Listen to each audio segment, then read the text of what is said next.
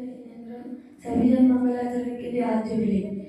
ऋषभाजित संभव विनंद सुमति पद्म सुपार्श्वजित्राय चंद्र बहुपशीतल श्रेय सजिनवा सुपूज्य पूजित सुरराय विमल अनंत धर्म जसौज्वल शांति कुतुरमन विमनाय मुनि सुव्रत नमिने निपार्श्व प्रभुव दमान पद पूजन।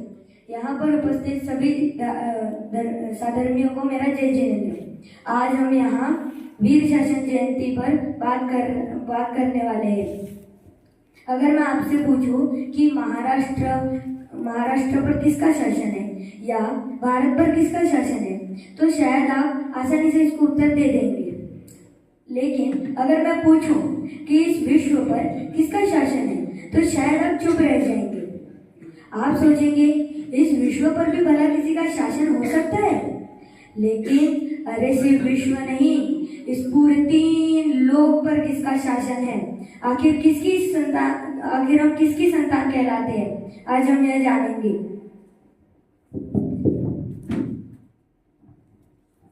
अरे आज यह कैसी चहल पहल है। लोग कह रहे कि आज वीर शासन जयंती है। सभी जन इसी की तैयारी में लगे हैं। कोई ध्वजारोहण की तैयारी कर रहा है, कोई फेरी की तैयारी में लगा है। आज जरूर आज कुछ न कुछ भगवान महावीर का महत्वपूर्ण कार्य हुआ था। क्या हुआ था?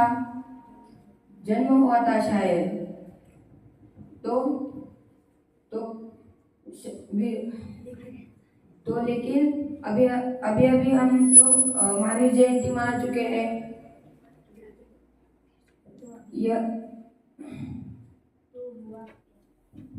तो हुआ क्या था आखिर आज के दिन भगवान महावीर का?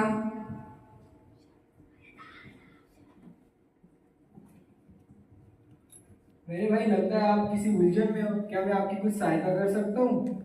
मुझे यह बताएं कि क्या है वीर शासन जयंती? यह जयंती क्यों मनाई जाती है?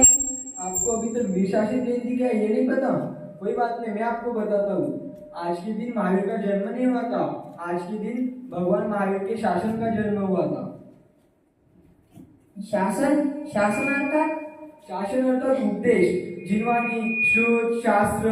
अभी तो हमने ज्येष्ठ शुक्ल पंचमी के दिन शुद्ध पंचमी मनाई थी ना, वही तो है ये शासन। आज के दिन भगवान महावीर का उपदेश हुआ था, प्रथम देशना कीर्ति भगवान की। अभी मेरे पाठशाला का समय हो रहा है, मैं अभी चलता हूँ। आगे की जानकारी मेरे मित्र अभय जी देंगे आपको। जय जिनेंद्र। आप जानते हो भैया, आज से 2624 वर्ष पूर्व बालक महावीर का जन्म हुआ था।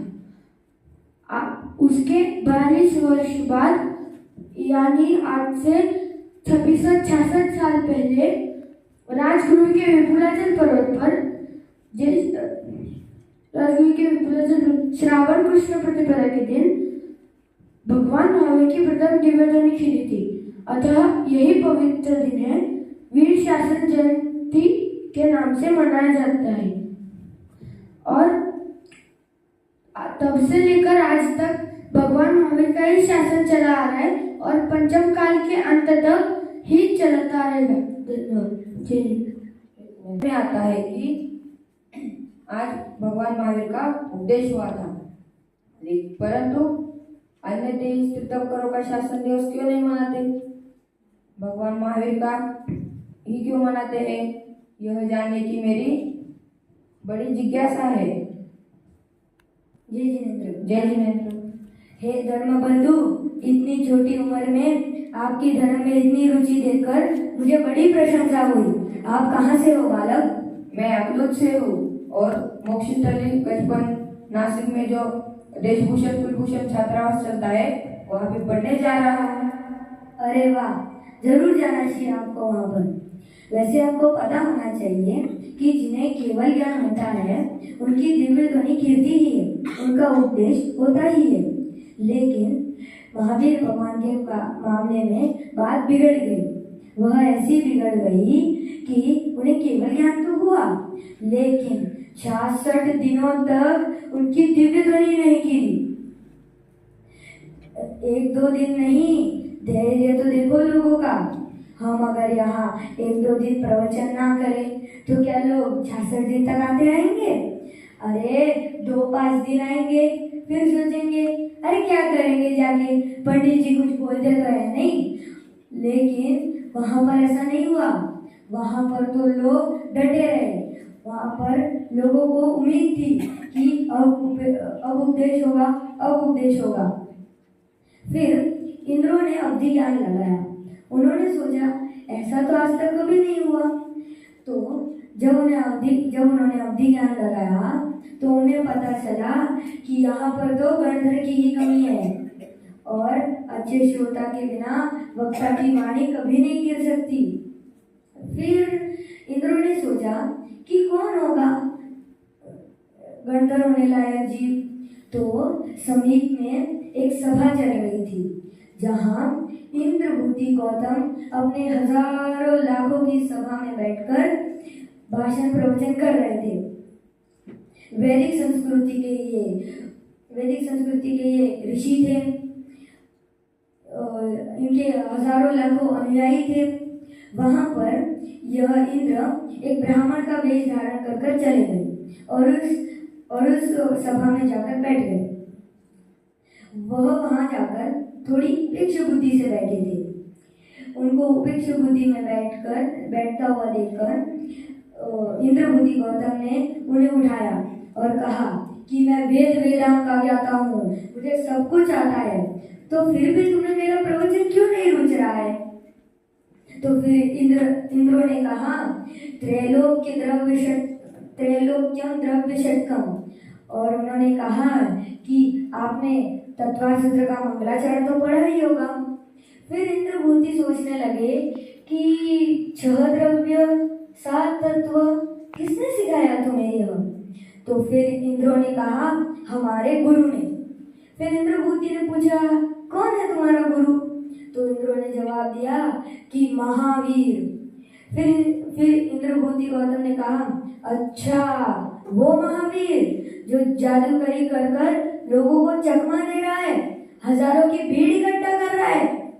चलो तुम्हारे गुरु के पास। उन्हीं के अखाड़े में उन्हें परास्त ना कर दिया तो मेरा नाम भी इंद्रभूति गौतम नहीं। और इसी बहाने से सभी इंद्रभूति गौतम को लेकर जाने लगे और उनके पीछे उनके 3 सगे भाई इंद्रभूति, अग्निभूति और वायुभूति और उनके हजारों शिष्य भी उनके पीछे आ गए। और जैसे ही वो शमोशन के बाहर पहुंचे, उन्होंने जैसे मानव स्तंभ को देखा, उनका सारा मान गल गया और इंद्रभूति शमोशन के अंदर चले गए। जैसे ही वो अंदर गए, दिव्य ध्वनि खिरना शुरू हो गई और उन्होंने दीक्षा ले ली और उनके साथ साथ उनके हजारों शिष्यों ने भी दीक्षा ले ली। और इस प्रकार आज हम वीर शासन जयंती मनाते हैं। और जो महावीर भगवान के 9 गणधर थे, उनमें से यह 3 सगे भाई थे, इंद्रभूति, अग्निभूति और वायुभूति। लेकिन हमें इससे क्या शिक्षा मिलती है? शिक्षा देने के लिए मैं मेरे मित्र सोमनाथ जी को बुलाना चाहूँगा। अब मेरा समय हो रहा है। मैं भी गजपंत गुरुकुल नासिक में देशभूषण कुलभूषण छात्रावास में पढ़ने जा रहा हूँ। मेरे पाठशाला का समय हो रहा है। वहाँ के नियम बड़े सख्त है, मुझे जाना पड़ेगा।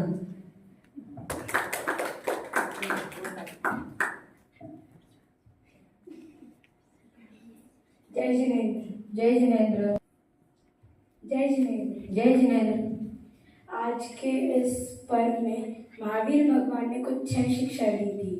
वो कुछ ऐसी थी। अक्षरस्यापि चारिकस्य परार्थस्य परस्य वा भवेद विस्मरत पापी किम धर्मदेशना। जो जीव एक पद, आधा पद या एक अक्षर सिखाने वाले को भूलता है, फिर उसे हम क्या ही कह सकते हैं जो धर्मोपदेशदाता को भूल जाए। आज के इस पर्व में तो महावीर भगवान ने तो अपनी दिव्य ध्वनि खेली थी, सबको शिक्षाएं दी थी।